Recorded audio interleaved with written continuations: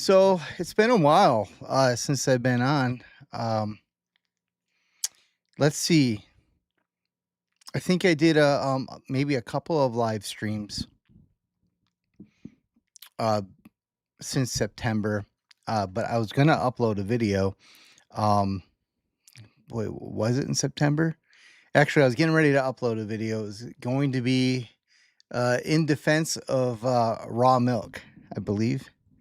Um, and then, just as I was getting ready to put it online, Charlie Kirk was killed. And there was it just didn't feel like the time to be posting content about defending raw milk. But I have that like pretty much all done. I should probably just come out and do it. A lot has happened in my own life also in that amount of time. Um a variety of things, some of them more important than others, but all of them time consuming and time sucking.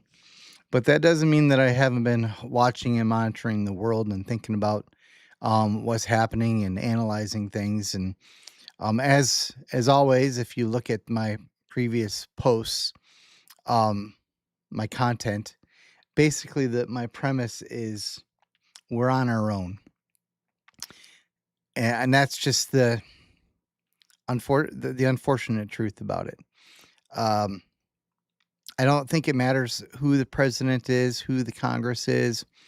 Uh, the federal level is just it's not going to help you um, when the chips are down. And just as a simple illustration of the what I mean, if someone were to break into my house right now, meant to do me harm, even if I called the cops, they're not going to be here in time to do anything for me, right? I have to be prepared to defend myself and my family in this instant, with a 5 second reaction time. Well, there are other ways that we can get screwed too in the world, and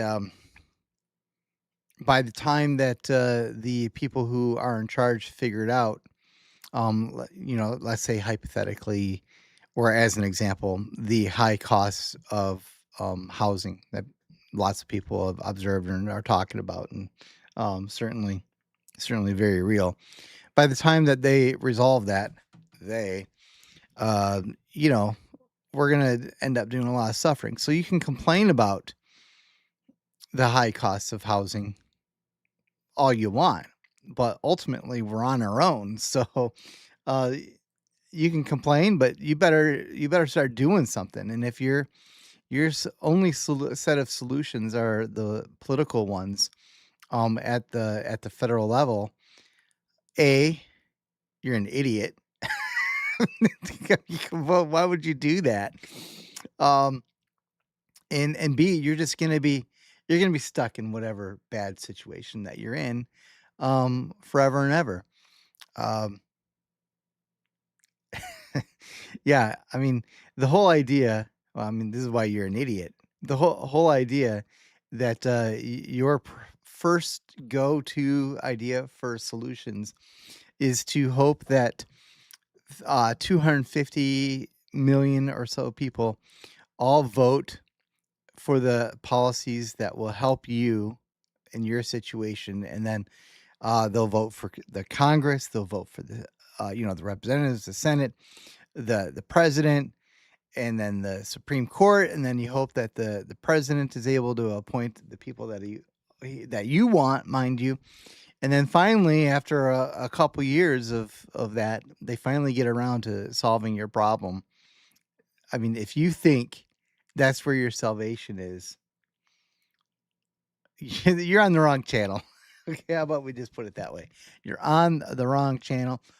Um, and okay, I'm not gonna try to insult you any further than that. But um, the premise of this channel and my life for a long time has been we're on our own, and so that means coming to grips with what is going on in the real world and what we can actually do about it.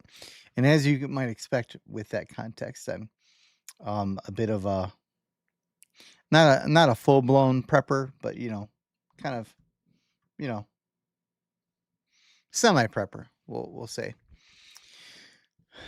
yeah. And I like my anonymity for as long as I can have it anyway. So I wanted to talk about some developments in the financial world. I've been um, talking about this for a long time. There you see on the screen the thumbnail for one of the first videos that I did. You can go back. It's probably like the 5th video, and in it I argue that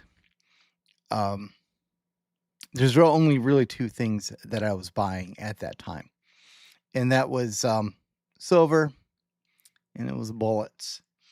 And not to take anything away from gold necessarily, or stocks, or all these other things. In fact, like everyone else, I argue we should diversify. But I think there are some things coming down the pike here that it's worth, for my first post back in almost 4 months, 5 months, to reiterate the fact that there are some serious and significant warning signs that make me think that coming back to this point is a good idea. So I have shown this video in the past. Let's get this off the screen here. This is from CNBC. Hopefully I have it queued up right. Joining us now exclusively here at Post 9 is the company's chairman and CEO, Larry Fink. Larry, good to have you here. Thank you for being here. Carl, David. And Jim will probably ask some questions as well, no doubt about that. Nope, I gotta guess, fast forward it seems as though... I mean, what really identified us in the third quarter, the breadth of where we grew. It wasn't just one business area. It was from cash. I hope everyone knows who Larry Fink equity, is. Our AI-based equity team that grew $30 billion over the course of the year, $10 billion in the quarter. I'm afraid to fast forward it again. Crypto, got all choppy our digital on my asset end. platform, our private markets platform, our It's coming up. investment technology grew as fast as they have in many, many quarters now. And then, just across the board, It's ETFs, coming. record quarter. So it was not just one product area. It was not just one region. It was a conversation. When we bought BGI, been active. Well, not only we did that, I had this queued up, but for some reason it reset. Private, and then we overlay. What do you mean by digital? There it is. What do you mean by I digital? believe we're just at the beginning of the tokenization of all assets, from real estate to equities to bonds across the board. It's very loud here. It is very loud. But it's good. Capital's at work, Larry. You like that. I love capital at work. Yeah. But there's $4.1 trillion of money sitting globally in digital wallets. A lot of that money is outside the United States. If we could tokenize a ETF, digitize that ETF, we could have investors who are just beginning to, invest in markets through, let's say, crypto. They're investing in it, but now we could get them into the more traditional long-term retirement products. Okay, well, he's going to go on and talk about that, and I'm pretty sure that I showed that full-length clip on one of my other live streams. So the tokenization of everything, and if people have been watching at all here, the there is a trend going back to the Genius Act, which was passed in, I think, August, to bring and integrate the federal government and governments in general into the cryptocurrency world. And I'm very nervous about this. I think that if you're not prepared for, excuse me while I just make an adjustment here. There we go.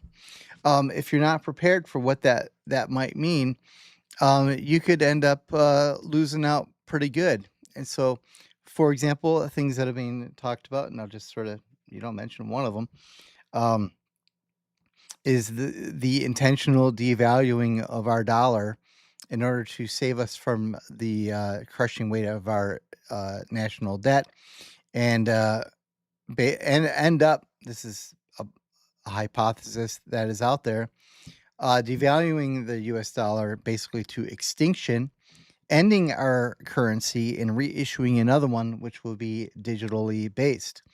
And the Genius Act would seem to suggest that's where we're going, what with stable coins and all.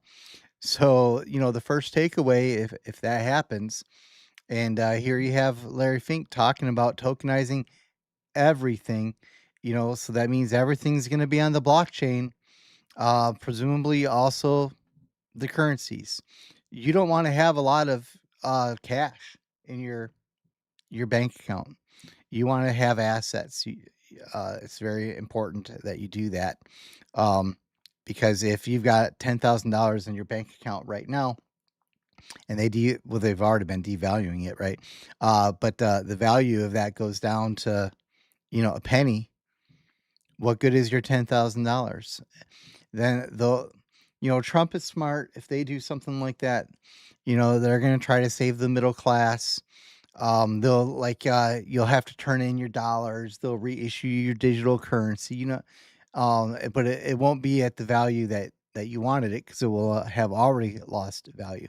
So I don't know how you, in your own situation, deal with that problem, but you should be dealing with that problem, because things like this are coming, um, because of the national debt. I got something ready here for you.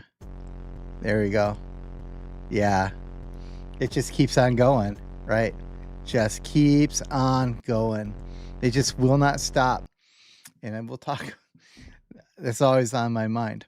But there was another CNBC clip that I saw that I think this is going to bring us back to the silver and gold, and what should you buy and how should you position yourself, kind of thing. And it's sort of like goes to my view that it's really an open secret that we're sort of destined for collapse at this point.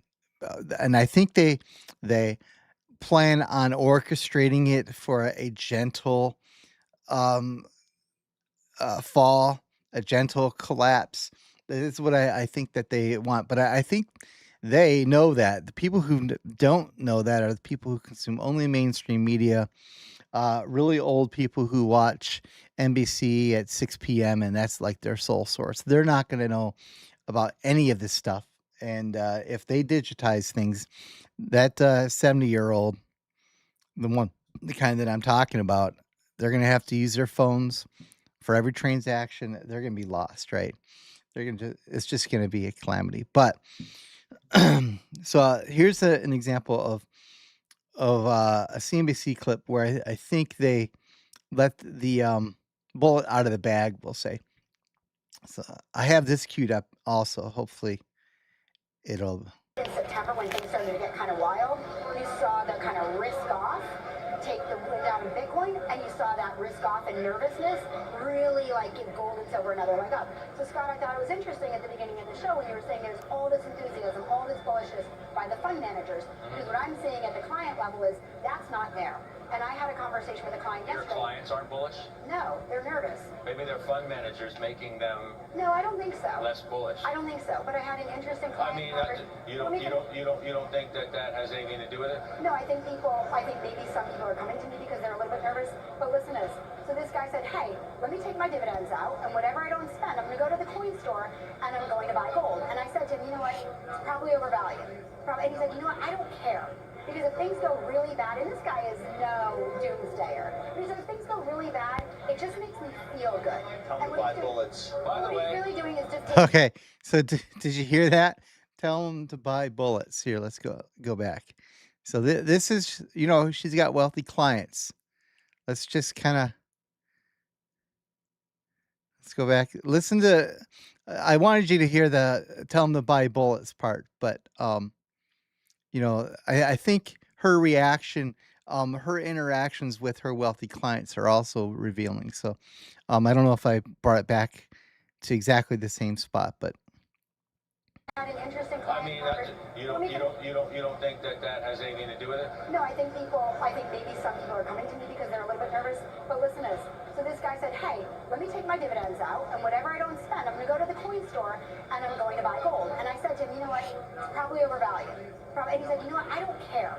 Because if things go really bad, and this guy is no doomsdayer, he said, if things go really bad, it just makes me feel good. Tell me And to buy bullets. By the what way, he's really doing is just taking a little bit of risk off. It's like carrying. yeah, tell them to buy bullets. So that the speaker there is first name Josh, I think. I don't remember his last name, but like they know, they're going. These rich people are looking for exits. They're looking for ways to diversify. I forget when this was. I think this was a December interview, if I remember correctly. I don't see anything on the screen that will tell me exactly when. Um, but here, we can maybe get this out of my face now. The dirty little secret is they all kind of know that they need to get to the exits. They need to get into hard assets. They need to get in gold, silver, real estate, or whatever. But in deep down, they know buy bullets, because when the end comes, if the planned fall doesn't happen and it turns into chaos, like they don't control it like they intend to or want to, and it turns into madness, there's only really two ways of prepping. There's the ethical way and the unethical way. And the ethical way is to do what I've done: stock up with stuff, try to become self-sufficient, independent as much as possible. And then there's the unethical way, which is to buy a bunch of bullets, use your gun, and go take the stuff from the people who prepared by force. I shouldn't say that's kind of a joke. I've heard that out there. I don't think anyone's really going to do it because taking from the people who have already prepared is not going to be easy because they've already prepared. They've already bought their bullets, right? So it'll be the weak who are killed and eaten, people who made no preparations whatsoever. But in that world, in that climate, basically, it's going to come down to violence or the deterrent of that violence provides. Making it clear that you are able to defend your own because we are on our own. And I don't think that this is a controversial thing. I think more and more people are seeing it as the national debt continues to escalate without any sign that it's going to change. No backbone for that at all. Whether it's this summer or some other summer, there will come a day when our currency collapses because it just can't bear the weight. Maybe it won't be a currency collapse. It probably will be. I could get into I have a lot of thoughts about that, as you can imagine. So the title of this was don't buy gold or silver, buy bullets maybe. Personally, I think you have to position yourself for everything, and the benefits of silver, and the prices have gone up, right? That video was back when I made that when silver was at like $20 an ounce. Now it's almost 80. The benefits of silver is it's a lot more, it's a lot easier to carry around for transactions. So here's, $80 in my hand. You can get change for that at the gas station. If you had this much gold, good luck finding change for that. So I personally, I would invest in silver. I would make sure I would get on real estate. I would have some way to support yourself with food because you're gonna need to be able to grow your own food. Sorry. If it comes down to that, you just can't depend on that either. And it's not as easy to grow your own food as you think it is. Um, and yeah, I would make sure that you're armed to the teeth because you just don't know what's going to happen. But if you are going to buy gold, something that I have been promoting, and I am not like a paid shill for them at all. Like they don't know I exist. Um, but I've been using Kinesis, and I have a bunch of posts about this. Um, this is tokenized gold, basically. So I must have made that particular video. That's the thumbnail for a video I did a while back now. Gold wasn't even at 3,000 yet. It's like 5,000, and it's going to go up because it's an open secret. Everyone, the central banks know it, the rich and wealthy know it. The only people who don't know it are the 75-year-olds who only watch NBC, the nightly news. Everybody else knows it. So gold's going to keep on going up. But the problem or the reason why I kind of have most of my gold holdings in Kinesis, there are maybe some other options like it's tokenized. You can put your US dollar in this gold token, and I like Kinesis because they actually hold the physical gold. It's not the COMEX, it's not some company that is controlled by a bunch of corporate shills that I can tell where they can change the margins on a futures contract overnight. They have the physical gold for every token that they have released for their gold. There is the ounce of gold in their vaults, and their vaults are independently audited. So I have a bunch of reviews on it. I get I'll put up a referral link sometime. I think it's worth looking at. Right now, I think it's good for Americans. It's even better for Europeans. Um, but I still have it as an American. So I would take a look at that. In lieu of actually buying a lot of physical gold, which is really going to be hard to move, tokenized gold is. So physical silver, some physical gold, tokenized gold, maybe in more abundance. And yeah, do what Josh says. If you're really worried about things, make sure you have those bullets. So I'm gonna try to get on here and do more content. I hate even calling it content. That's so lame. Because I'm not here to generate content. I'm here to warn people. Wow, I feel really blurry right now. What's come over me? Oh, okay. Anyway, I want to get back into it. Some things have settled down in my life. So hopefully you'll be seeing more of me.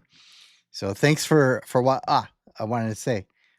Questions or comments? Anybody want to say anything or want me to react to anything? I've only got like two viewers, so. All right. Well, that's enough, I would say. You had a chance. You had your moment. You had your swing at the bat. You didn't take it. What can I say? Thanks for watching. Really appreciate it. Until next time, I'm the Philosopher King 2.0 signing off. Peace out, homies.